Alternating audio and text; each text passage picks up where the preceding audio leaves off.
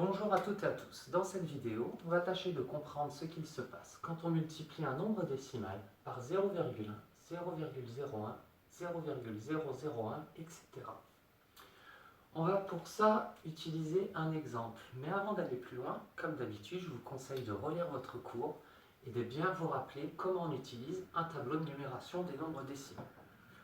Allons-y avec notre exemple. 237,82 fois 0,1. Gardez à l'esprit que 0,1, c'est un dixième. Et que prendre un dixième de quelque chose, c'est de le partager en 10 parties égales et d'en garder une. Allons-y. Je place 237,82 dans mon tableau de numération. J'ai donc 2 centaines, 3 dizaines, 7 unités, 8 dixièmes et 2 centièmes. Très bien. Regardons maintenant ce qu'il se passe chiffre par chiffre. Prenons par exemple le chiffre 7, le chiffre des unités. Si je prends un dixième d'une unité, qu'est-ce que j'obtiens? Eh bien, je prends mon unité, je la partage en 10 parties égales et j'en garde une. Mais si je prends une unité et que je la partage en 10 parties égales, j'obtiens ce qu'on appelle tout simplement un dixième. Et donc, si au départ j'ai 7 unités, quand je partage en 10, j'obtiens 7 dixièmes.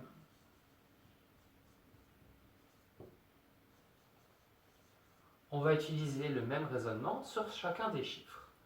3 dizaines, une dizaine partagée en 10, j'obtiens des unités. Donc 3 dizaines me donnera 3 unités. 2 centaines, une centaine partagée en 10, ça me donne des dizaines. Donc 2 centaines me donnera 2 dizaines.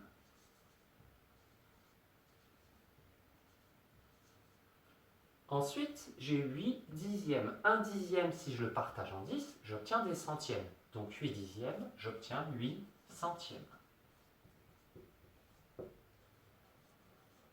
Et même raisonnement pour les 2 centièmes. Un centième partagé en 10, j'obtiens des millièmes. Donc 2 centièmes me donnera 2 millièmes. Si je place le nombre que j'ai obtenu ici dans mon tableau de numération, qu'est-ce qui se passe?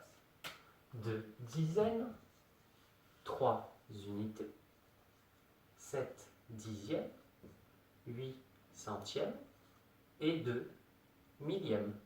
Et si je regarde ce que j'obtiens, je remarque tout simplement que chacun des chiffres de 237,82 s'est déplacé dans mon tableau d'un rang vers la droite. Le 2 arrive dans les dizaines, le 3 dans les unités, le 7 dans les dixièmes, le 8 dans les centièmes et le 2 dans les millièmes. Voilà pourquoi 237,82 fois 0,1 me donnera 23,782. Voilà pour ces explications supplémentaires.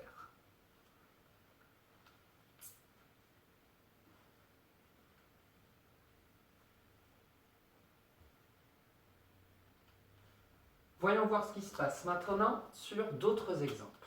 Prenons par exemple 7020 fois 0,1. Je place 7020 dans mon tableau de numération.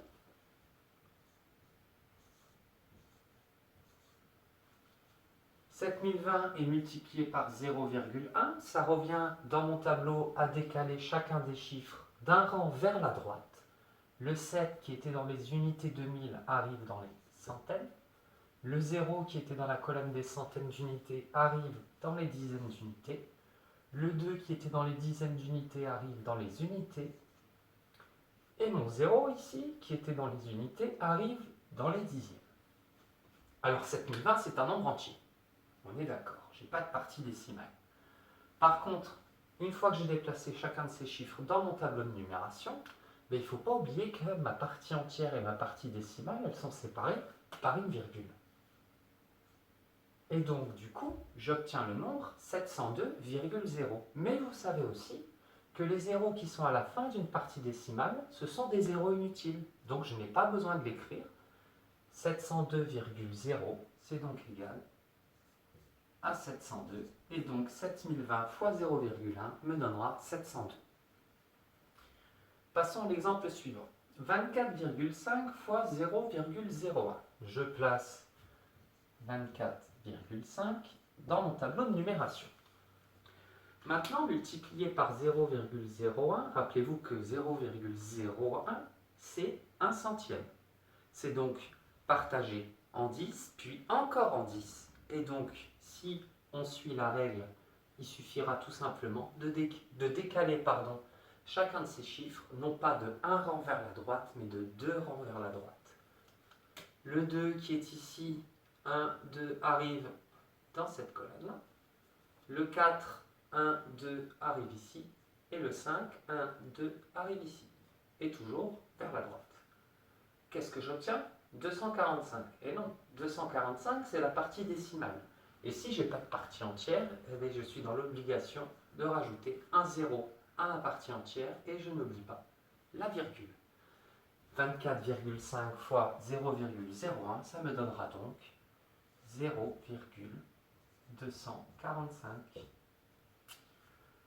Passons au dernier exemple, 42 fois 0,001. Je place 42 dans mon tableau de numération. 42, un nombre entier, je n'ai pas de partie décimale, multiplié par 0,001. Mais 0,001, c'est 1 millième. Ça revient donc à partager en 10, puis encore en 10, puis encore en 10. Et donc à décaler chacun de ces chiffres de 3 rangs vers la droite. Et donc, mon 4, 1, 2, 3, il arrive ici. Et le 2, 1, 2, 3, arrive ici. J'obtiens donc 42, mais 42 quoi? Attention, je suis dans la partie décimale. Il me faut une partie entière. La partie entière, c'est donc ici 0. J'ai ma virgule. J'ai une colonne qui est vide, mais je la complète avec un 0. Et donc 42 fois 0,001 donnera 0,042. Voilà pour cette vidéo, en espérant encore une fois que celle-ci vous sera utile.